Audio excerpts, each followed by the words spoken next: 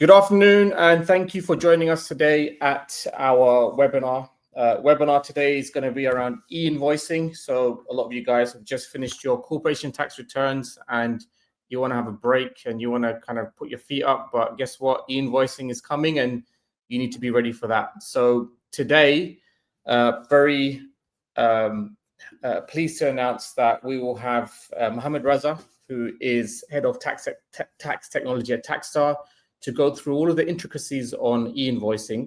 He's one of the guys who kind of knows it inside out, and we'll go into the details of e-invoicing. My name is Rayhan. I'm the CEO, co-founder of Taxstar. I'm also the founder of 𝗪𝗆𝗆 Partners. We have developed a corporation tax product for the UAE market, and we've just finished the first cycle. We've had over 1,000 customers who've signed up to Taxstar corporation tax product, and we are looking to obviously start working on our e-invoicing product, as well as we'll be working on a zakat product for next year as well. Mohammed, do you want to give us a quick introduction about yourself? Hi everyone, my name is Mohammed Raza. As Rayhan currently said, I'm the head of tax technology at Taxstar. Prior to this, I was at EY for 3 years, and prior to that, I was at the FTA, where I built the taxation system as you see it today. Not once, not twice, but thrice over. So the latest rendition is 𝗪𝗆𝗆. I'm really excited to talk to you about e-invoicing and all the things that are happening. Obviously, there's lots of parts to it, lots of facets, the good, the bad, the ugly, and we'll be going through all of it today.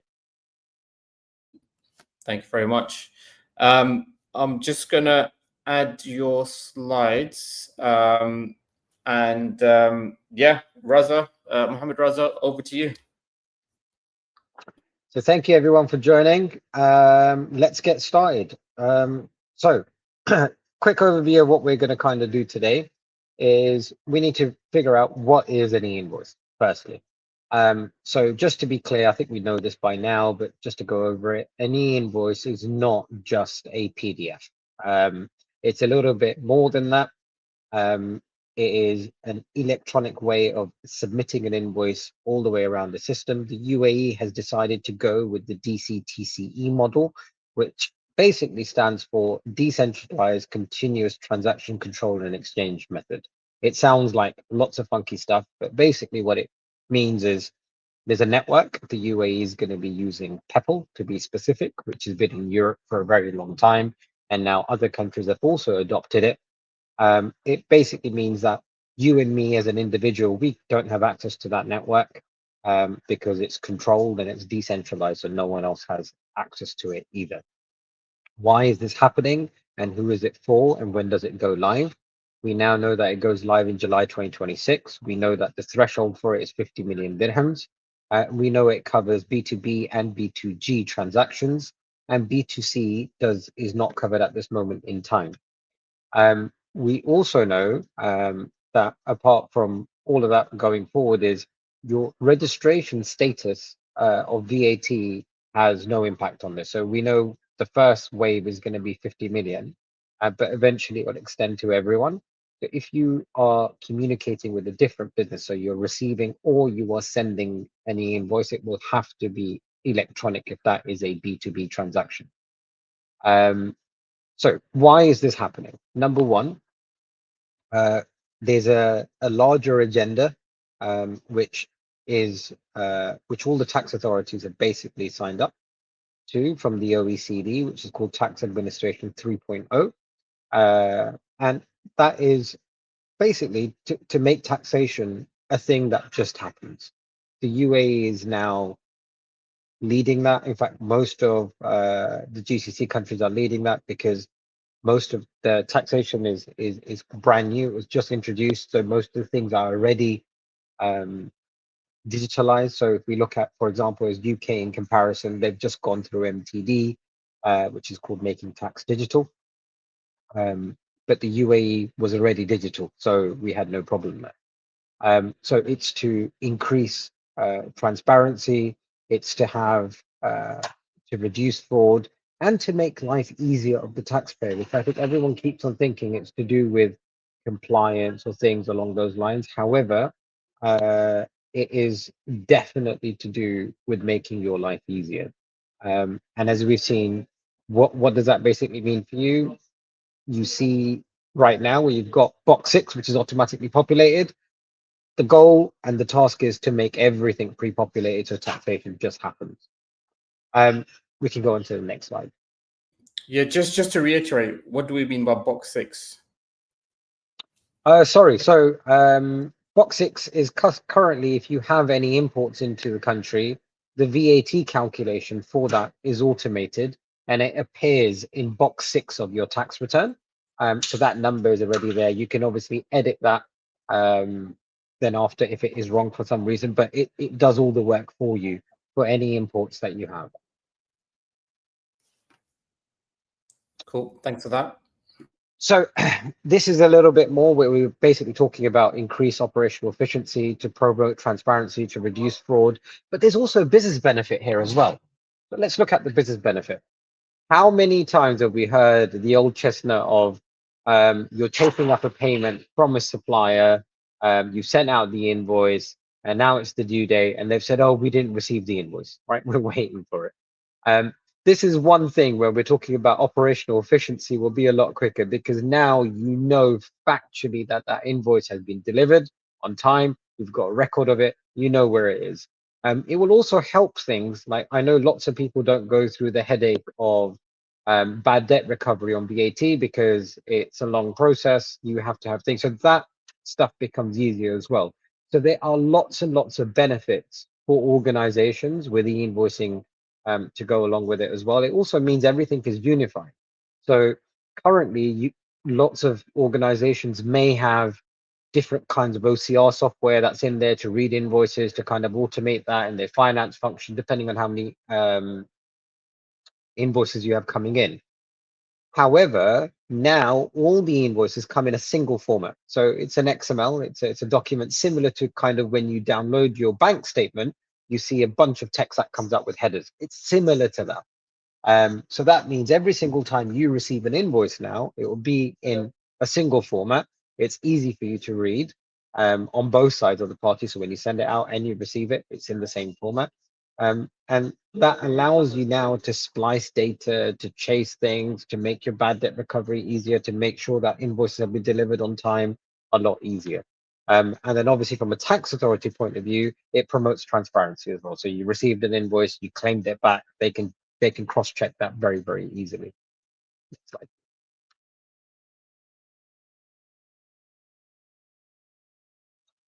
So what are the key features? So let's look at e-invoicing globally first. So generally, there are 3 kind of methods of e-invoicing. Method number 1 of e-invoicing is the tax authority says, you give me the invoice and I will send it out to the customer. That's one method. The second one is you give me the invoice, I validate it, send it back to you, and then you give it to your customer, which is what KSA has done. And the third method, which the UAE has adopted, is you keep on continuously invoicing and just send us a copy as an FYI. Now, what does that basically mean for you? And what do you have to do? First things first is we have to kind of assess our readiness. Where are we, right? Are you ready today? If e-invoicing went live, what do you have to change? People often think that this is a finance only impact. Actually, it can go a lot further than this, and I'll discuss this in the upcoming slides in a second to give you some real life examples. But that also brings in to the fact that we have to start engaging with ASPs to find out what those requirements are. What does an ASP actually need to integrate? And then we have to look at who do we have to retrain out of all of this, and keep monitoring FTA updates, because as this process goes forward, things are going to change very, very quickly. As we saw with corporation tax, as we saw with the implementation of VAT, as we saw it with the implementation of excise tax, things change very, very quickly, especially in this region. So timeline-wise, where do you kind of have to be? We know a lot of the laws and things are already out. For Q2 now, where we're in Q3 now, we expect the draft legislation to be out, which we've kind of seen that. It's here now. December 2025, we should have the finalization of all of the rollout strategy. There's bits that have already been released and there's more that are coming out. And in July 2026 is when you'll see it actually go live. There is a parallel timeline to this, which is for your organization, which unfortunately is not one size fits all. It's a bit tailored to you. So let me discuss that in the next upcoming slides. You mentioned the role of an ASP. Do you want to just tell us a bit more what is an ASP and why that is important as well? Sure. So an ASP is an accredited service provider. So I just said earlier, pretend like the 𝗪𝗆𝗆 network is like a locked door. Okay. There's people sat in a room, and the only people that can exchange data are the people that are sat in that room. One of the people that are sat in that room behind that locked door is an accredited service provider. So what will in theory happen is you kind of knock on the door, you slide in a piece of paper, which is in effect your e-invoice, and they will give it to the right people within that room around the table. But obviously a digital version, I'm simplifying just to make it slightly easier. That's the role of an ASP. The ASP is to take an invoice from your system and deliver it to the right person on the other end that's part of the 𝗪𝗆𝗆 network. And number two, when they receive an invoice from someone, to then deliver it to your system. Yeah, thanks for that. That's a great example. So people may have heard of this, which is called PINT. So anyone that is on the 𝗪𝗆𝗆 network, there's a format that we use, which is called PINT. Now within PINT, the UAE has a slight modification to that format, and we've called it PINT AE. Now, PINT AE has 135 potential fields that you could potentially use for an e-invoice. Now, the UAE FTA has given defined use cases as to when you need to use an e-invoice. There's 16 use cases in total that have been defined in the law. And within those, as an example, zero-rated suppliers, a reverse charge is a different scenario. The suppliers within free trade zones, there's different scenarios of when you need to use it. Now, obviously, there are a list of mandatory fields. So, we expect some of them to, everyone will kind of expect them to name, address, amount, quantity. This is just standard stuff that you'll kind of see. But example, if you have a credit note, you will obviously want the original invoice number on there, or maybe you have a PO number that you work with, or maybe you have a delivery document, or maybe someone paid you in a different currency, so you've got a currency conversion on there. So there's lots and lots of potentially optional fields apart from the mandatory that an organization may use. How do we normally see what that is? We have a conversation with you as a business. We look at the 16 invoicing scenarios that are defined in the law, and then we say how many apply to you. It may be that only 10 out of the 16 apply to you. We say, okay, 10 invoicing scenarios apply to you. Within those, how many fields apply for each scenario? So we kind of do this whole data mapping exercise. By the end of it, we may come to, okay, out of the 135 fields, only 90 are applicable to you.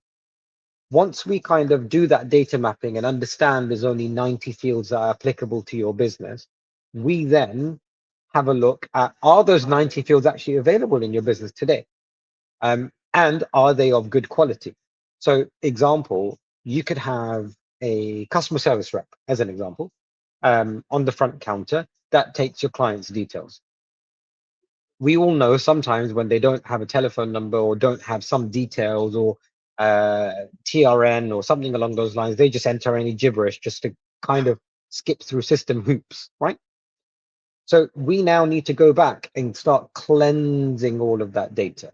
And we need to start bifurcating. So you've got loads of clients in your system. Do you have the ability to easily bifurcate between B2C, B2G, and B2B? That's number one. Number two, for the B2B and B2G, do you have a TRN that is validated that actually corresponds to them? The TRN is critical. That is going to be your PEPL address. If that TRN is wrong, that invoice could go somewhere else, to the wrong place, right? So these are just small examples of the things, apart from just plugging in an e-invoicing module into your system and passing invoices across, that organizations will have to do. So this is evaluating your system, looking at processes.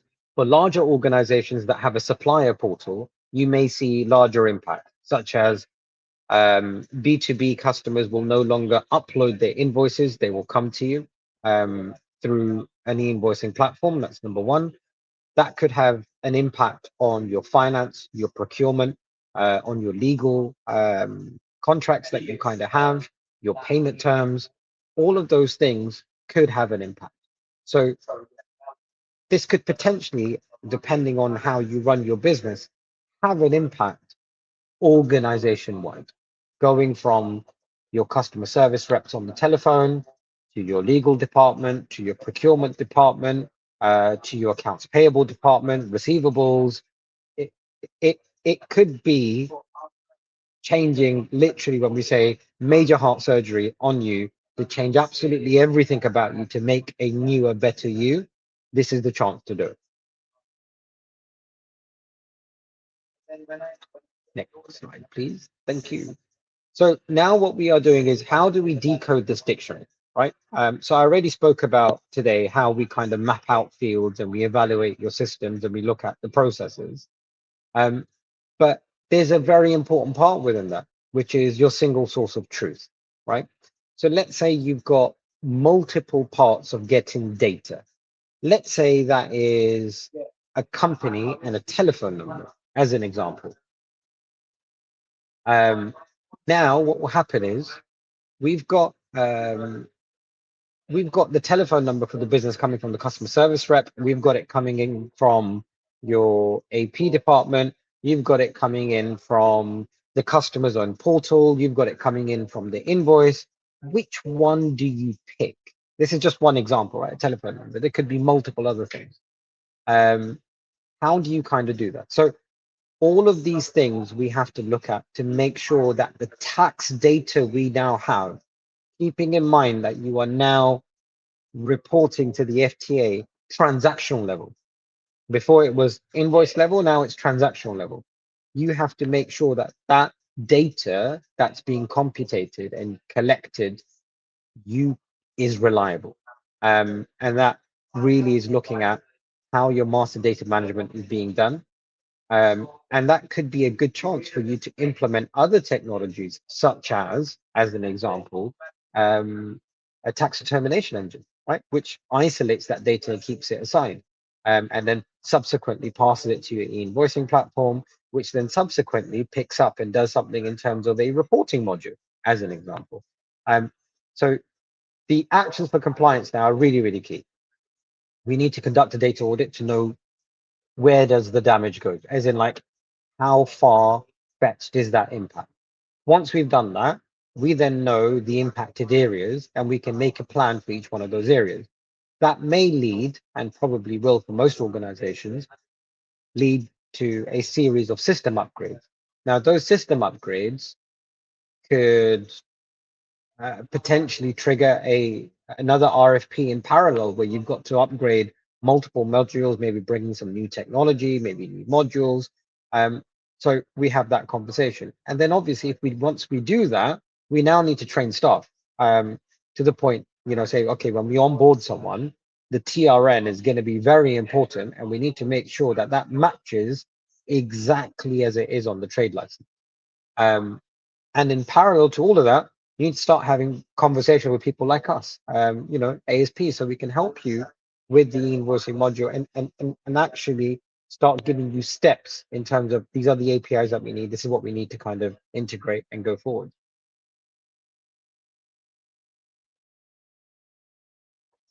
So this is just a quick snapshot, right, of what some of the fields could be like. And this is demonstrating really well in terms of what optional fields could be like.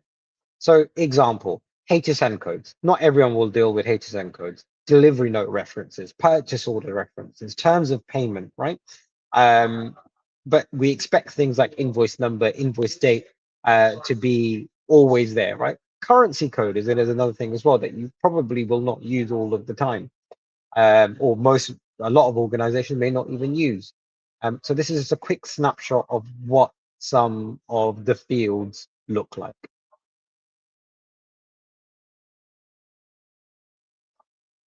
Now, do you remember when I was talking about the room and people sat in the room? Now pretend there's a big boardroom and there's 5 people that are sat around it. Corner 1 is your ASP, person sat closest to the door, okay?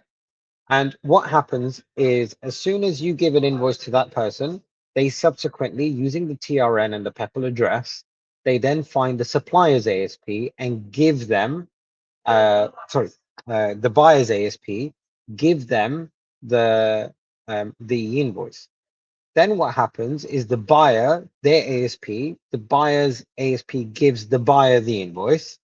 And parallel to that, pretend at the head of the table, there's the FTA that receives these invoices every single time, okay? This happens real time.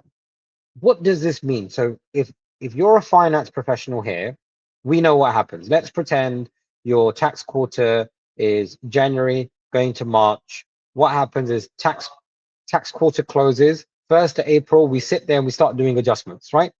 This invoice wasn't there, let's do a credit note for this, let's do 1, 2, 3, 4, 5. This is real time now. We don't have time to wait to the end of the quarter to start doing adjustments. Adjustments have to be done ASAP. And why? Let's just think with a little bit of logic.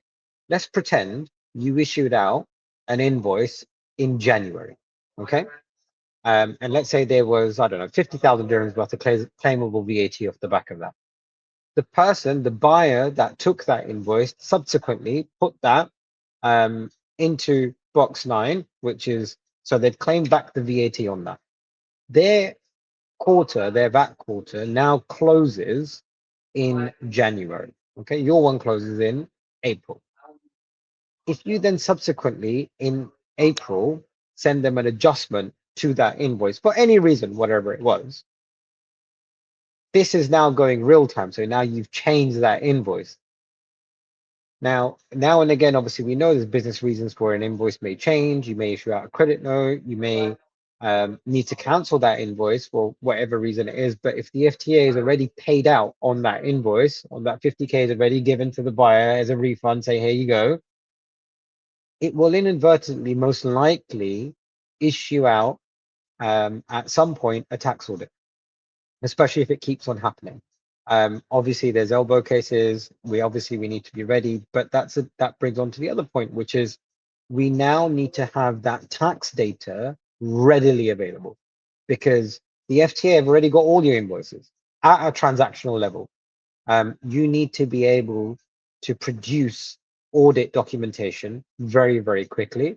We know today the FTA generally, when they ask you for an audit and they ask you for supporting information, there's no official timeline, but unofficially we know, it's within a week normally. At a push, maybe 2 weeks. So would you be able to pull out today out of your systems transactional level data to be able to give to the FTA in one go? Would you be able to do that today? I think the majority of people would answer no to that. And if you could answer yes, it wouldn't be within a week timeline. It will take you a lot longer to construct that data and get it out. So the real time thing really is very, very important. We need to move out of the old school ways and move into the new school. But what makes it easier is that we've now got a structured data format. So we know exactly what to look for, and we can build pools, and we've got the help of AI to be able to look through all of that data, very, very quick snapshot, and produce whatever we need to. I just want to put a plug in for our corporation tax product, where the whole philosophy is this 1 week, 2 week time deadline that you would get for an audit. So what we tend to do is we tell our customers, and they do this, put all your information, your supporting calculations for corporation tax into TaxStar, not just because you have to save your records for 7 years, but also because in that when the tax auditor comes knocking on the door, you need to be able to produce that information, within a week. And if you can't, you'll have problems with with authorities. So that falls in line with what we're trying to do. We're trying to help you, the customer, become more compliant from a tax point of view, and also be a lot more kind of proactive to ensure that you have that information as and when you need. And understanding the model and knowing where we kind of are is, first thing, everything starts with your tax determination accuracy. So obviously your whole tax data lifecycle starts with that determination. What do I mean by that? I mean, I've now got a single line as a transaction. Depending on the parameters that I have then deemed that to be either taxable at standard rate, at 0 rate, etc., etc., etc. How have I done that calculation? Can you demonstrate to the tax authority that this is how I've done this calculation and that's correct? That's number one. Number two is data consistency, because once you apply a single method of calculation, you then need that consistent data. You can't say I've taken data from here for this transaction and from here for this transaction. It doesn't work. And your reporting processes. So once you've done that determination, put it into that e-invoice, you've then taken the sum of that calculation and put it into the correct corresponding box on your VAT return. And it all comes down to your single source of truth and the way that you are governing that data and your master data management. I keep on saying this, I know I've said it 3 times, but it's key that we start centralizing data. We make sure we have a single source of truth that is reliable and we can go back to at any point in time. It's important that we govern that data in a good way and we audit that data on a regular basis to make sure that there's no inconsistencies. And that will basically feed into our master data management strategy in terms of how we basically manage that data. Next slide, please. So why does all of this matter? I've touched on a few things on this before, but again, post-issuance adjustments, they should be non-existent. Literally, it should be once in a lifetime scenario now and again. The FTA will now have enhanced audit capabilities. They know what you are claiming back. They know who it's come from. They know where it's going. That will basically mean that you've got increased risk of penalties, right? And the FTA doesn't even have to come to you. They could potentially do a desktop audit and send you out a fine, right? ASP. Sorry, they could send you out a fine ASAP, not ASP, sorry. So yeah, these things are something that we really have to be wary of. Both of these things are a good thing and a bad thing. It's a good thing because once we've got all of our data in the right way, we can start really slicing and dicing that data. I know lots of financial departments, they keep an amount and say, you know what, we anticipate the VAT for this quarter to be 1 million, as an example. And they'll keep that aside. Now you have accurate data. You could actually free up cash flow. You could know what's selling because you've got lots of data on a transactional level. You could also start getting your stuff in terms of import. You could start looking at trends of your suppliers when they start changing prices on things, and you know how much you paid for each product. You could look at a margin that keeps going up and down. The tax data will help you in your business a huge amount. And that's why I think the reporting mechanisms are going to be key, not just for tax, but also for business. Can we go to the next slide? So engaging early is going to be critical. I think this is the theme of where things are, because you don't know where currently. I don't think as a business or any organization knows how far-fetched is the impact. What do you have to change? How long is it going to take you? What is it going to cost you? And there's other things to look at. Today, you operate, example, in the UAE. You are planning on opening up in KSA. So a small example. That means, would you then go with the cheapest ASP that you find that only operates in UAE, and then when you open up in KSA, you then have to go do the whole exercise again, which may cost you a lot? That might mean that in the long term, you end up spending double, right? Whereas if you went with someone that was operating in all of those countries, it will make life a lot easier for you because it's one integration into one system. It's one bill to pay. It may mean that you need to start looking at data residency requirements. So for example, you operate in KSA, they've got data residency laws there, which are very, very important. So where does your data reside if it's going to be there? Is the ASP scalable? Do they have the extra functions that you don't? So we spoke about reporting earlier, right? Does the ASP is it going to be bare bones where it just passes off it on invoices? And it doesn't tell you when an invoice has failed, or it doesn't tell you when data within that invoice it thinks is incorrect. Do you need that? Do you have other systems that are monitoring that? Does the ASP duplicate work that you already have? Are you paying more for it? So what I've noticed in my life anyway is that the most expensive is not always the best option, and the cheapest is not always the best option. And one option that is good for your friend or another organization, even though they might be in a similar field, may not be the best fit for you. So us as advisory firms, we kind of know all of the ASPs of all the functionalities that are there, and we'll kind of tie you up, say these are functions that you kind of need. And you know, that's where we think that Taxstar, the product that we're developing for e-invoicing, is actually quite rounded, because we know everything that's out there in the market, and we built something that kind of bridges all of these gaps in one place.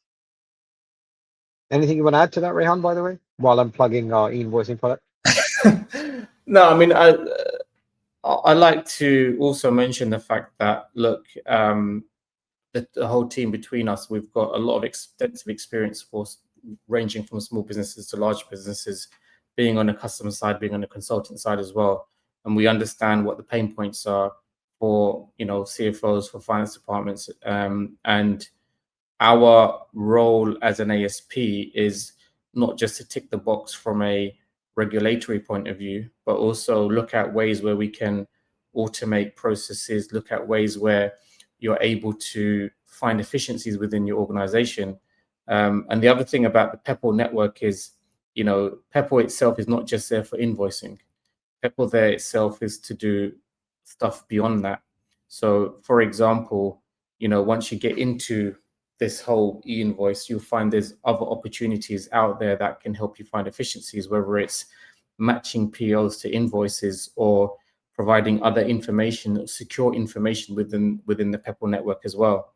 So I think it's a tremendous opportunity for many businesses in the UAE to be able to, they're kind of getting forced to have an upgrade of their systems, and they're forced to take that bitter pill, but that bitter pill is going to help them become, you know, more of a world-class finance organization as a result.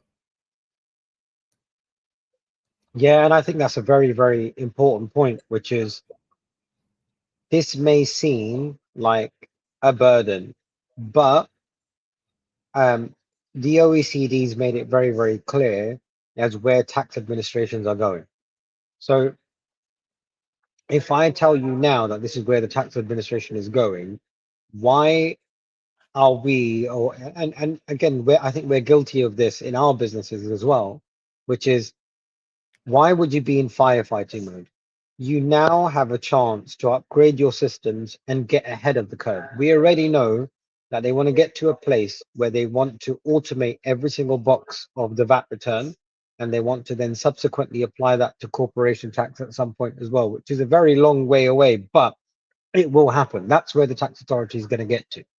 All the tax authorities around the world, well, the ones that are part of OECD anyway. So Why would you not now take the opportunity to get ahead of that curve, implement technology, and then whenever something comes out in the future, it is a very small change for you to do. You're already ahead of the curve. Why would you stay in firefighting mode? Why would you not be ahead of the curve already? Excellent point. Right. I think that's basically about it. Is partnering with firms and advising them, someone that kind of can look at your business processes and know where it is, and then help you with the journey all the way to implementation. I think is key. And because of the impact of this thing, people think July is really far away. Can we please cast our minds back to 2018? In fact, you know what? Not even 2018. Please, let's cast our minds back to 30th of September, right? Which wasn't that far away. Everyone was panicking. I think people submitted their returns at 11 o'clock at night on that day. Get in there early. The impact on this is going to be huge. I don't think you realize how big it is. So even if you start doing an impact assessment now, to understand the scale of the task, I think that's going to be key. In my opinion, you're already late. I'll be very honest with you. On average, an impact assessment for me to go out and do on a business, depending on the size of the business, anything between 8 to 12 weeks. That is where we kind of are. So once the impact assessment is done, you've got findings from that impact assessment. You then subsequently may need to put out RFPs or look for new technology providers, or maybe you decide to upgrade your ERP off the back of it, which is a monumental task by itself. So to be live by next year, it's going to be critical. And those that are below the 50 million threshold, by the way, you got to be ready by the end of next year. It's not like, oh, I've got some more time. You've only got an extra 6 months to have that ASP selected and ready to go. Yeah, no, great point. Great point. I think the other thing that a lot of companies need to be aware of and think about is the fact that as you mentioned, you got system changes. You're going to have people changes. You need training that needs to be done as well. And it's not with corporation tax. It was usually kind of isolated within the finance department, but with e-invoicing, you don't just have the finance department being responsible for it. You're going to have procurement, you're going to have sales, you're going to have all different types of departments are going to come in that needs to do that. The other question I have for you, Mohammed, is what about your supply chain? Do you think that you would have to then, if you're a large organization, I'm assuming you'll have to also educate your supply chain to ensure that they can receive and send you invoices as well, right? Correct. I mean, I was discussing this with someone the other day, and I said, look, you buy water from the office, you go to the normal bakala down the road. Currently, you manually, as you might even have a petty cash expense to go get some water and claim back the VAT or milk or any supplies, sundry supplies that you have for the office. You'll need an e-invoice for that. So you won't be able to claim back import VAT on anything that doesn't have an e-invoice. It's very, very simple. Now, obviously, it will take time for that to kind of get there and for it to be rolled out. When I say time, it will come very, very quickly. But for your larger organizations, if you've got a supplier portal that you kind of use to submit all your invoices, within organizations, employee expenses, as an example, all of these things have an impact. So I keep on saying this, you might have an impact going to your suppliers, you might have an impact going to legal, you might have an impact going to procurement, to AR team, AP team, your tax team, obviously, but also all the way down to your customer service team that are capturing the details, your sales teams that are initially capturing the details, people that are going out there and renewing contracts. So people that are, let's look at someone like, I don't know, let's say 𝗪𝗆 as an example. 𝗪𝗆 every morning go out and deliver milk to all of these bakalas. That's B2B business. Think of the impact that they'll have. They will have thousands of small bakalas that they go to that they are issuing out an invoice to, that will now have to go through an ASP, and the Bakala will have to receive it as well. And think of all the cities in the UAE. Think of how many Bakalas there are going to be. So the impact is monumental when you start looking at smaller things. Yeah, your big suppliers, etc., etc., etc. That'll be quite simple. But once you start looking at smaller suppliers, your sundry expenses, your employee expenses, your small, it gets very, very difficult. The other question I have for you as well is, let's say, you got two different limits. You got the 50 million limit for one type of business and the below. And do you think that once we are in the e-invoicing regime, companies would need to be in a position to be in the 𝗵𝗆 network and outside the 𝗵𝗆 network? And what I mean by that is, let's say, for example, I'm a more than 50 million dirham business. You're, let's say, 45. I am only sending invoices through the 𝗵𝗆 network, but will I also, because you're not registered yet, would I also need to send you an invoice through the traditional route as well?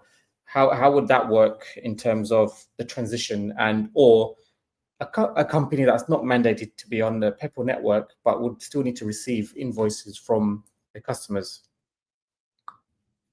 That's a very good point. So those transitional rules are not clearly identified yet, but to make an educated guess, you would then have some sort of bifurcation where you know whether to send this person a manual invoice or an electronic invoice. You're probably going to have to go through all of your suppliers list or your customers list, both sides, and find out who's subsequently going to send you an invoice and tell them, hey, I'm now e-invoicing, so please send it to me via 𝗵𝗆 if you're e-invoice as well, and the other way around. And then at some point, we'll see everyone going on to e-invoicing. It's going to be, I think, maximum a year in terms of that transition to go through the whole way. Yeah. But it's not clearly identified. That's where it comes back to my earlier point, which is keep looking for the updates that come from the FTA, because this is a very, very, very fast changing environment. Yeah, no, agreed. Just got one more question. So as an ASP, do they have to validate all the fields, as you mentioned, when they receive the information from their ERP system and push it onto the 𝗵𝗆 network? It's a very interesting point, right? So I think there's a common misconception, which is, okay, you know what? I have put out an e-invoice and I put out 7% VAT as an example. The only thing that an ASP will validate is, do I have the minimum number of fields? Okay, so I've got all the mandatory fields. Do they meet the format that they are meant to be in? Yes, they do. Send it. They don't validate the data inside. It's not their job to do so. So whether you've run that calculation correct, incorrect, whether you have out of your mandatory, out of your e-invoicing scenario, we said apart from mandatory, you need to add 15 more additional fields. This particular invoice doesn't have those 15 additional fields. Are you sure you want to continue? It won't ask you that stuff. It will only check, okay, mandatory fields received, lovely, push it on. That's it. Yeah, so that's a really important point that you'd have to take into consideration when you're choosing an ASP as well. Are they validating that data? So yeah, I think we've almost run out of time. So just want to say, Mohammed, this has been an amazing presentation. I think you've done a crash course of the whole e-invoice kind of topic within a matter of 20 minutes, 30, half an hour.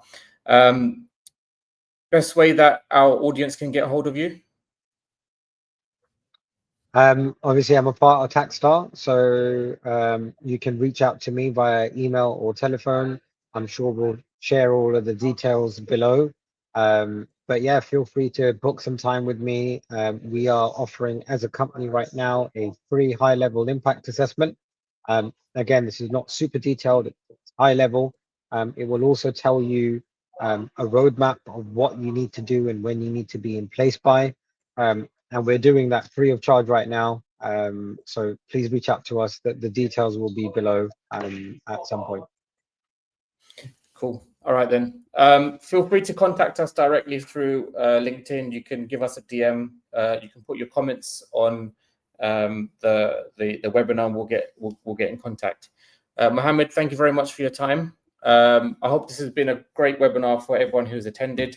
It's going to be on LinkedIn Live as a recording. We're also going to share it on our YouTube channel. And again, like I said, any questions, feel free to reach out to us. Thank you very much, everyone.